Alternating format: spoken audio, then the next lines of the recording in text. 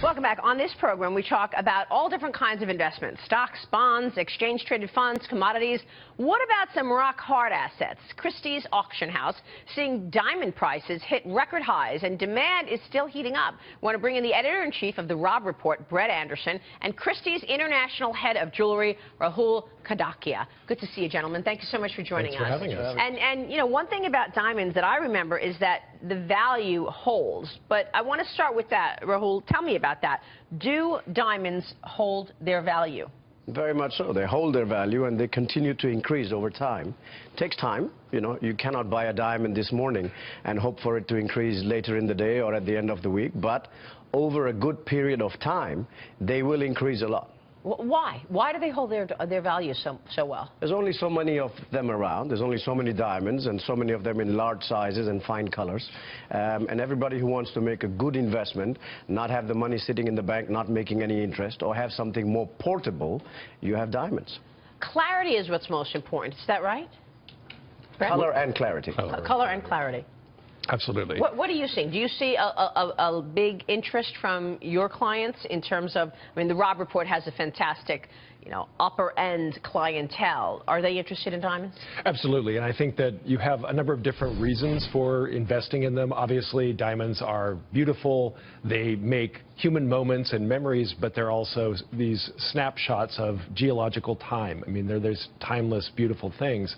And so people gravitate toward them personally, but also, as Rahul mentioned, portability, scarcity, and demand, because demand creates liquidity, and which is important as an investment consideration. Do you see that demand increasing right now, Rahul? Yes. When I started working at Christie's 20 years ago, a big jewelry auction was $20 million. We just had an auction a week ago in Geneva. It was $100 million. And we're selling the same product, the same amount of items, but it's value that's gone up. So who's buying them? Who's the customer? It's all across the board: Middle East, Russians, South American customers, and established buyers from Europe and America. And so you haven't seen, you know, as this election has taken place and as this focus in America has become more on America, have you seen any of that drop off from foreign buyers? Not yet. You know, we had an auction where we sold an $18 million pink diamond, sold to a customer in Asia. Didn't change anything. What are we looking at right here? These are highlights from our auction in New York on December 7th.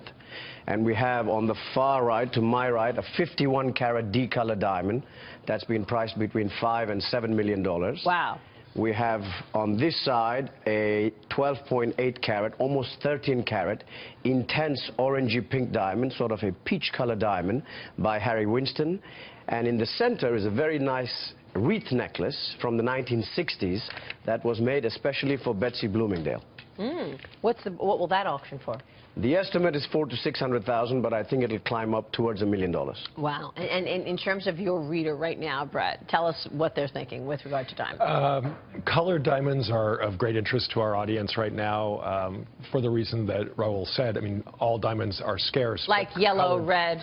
Red, green, blue are among the rarest, and the supply of that is even smaller. So from an investor's perspective, and they're even more portable because they're typically valued at more per carat than some other stones. So we've seen a lot of interest in colored diamonds. They're also beautiful. Well, by the way, where are those mined, the colored diamonds? Well, do you know where they come from? Different parts of the world. The mine that's most discussed, because red diamonds are among the rarest stones, is the Argyle mine in Western Australia. And we've talked a bit about that in the article we did in November on investment, because that mine is scheduled to be depleted by 2020. And so the supply of red diamonds is extremely small. Really fascinating stuff. Brett Anderson, Rahul Kadakia, good to see you both. Thanks so much, gentlemen.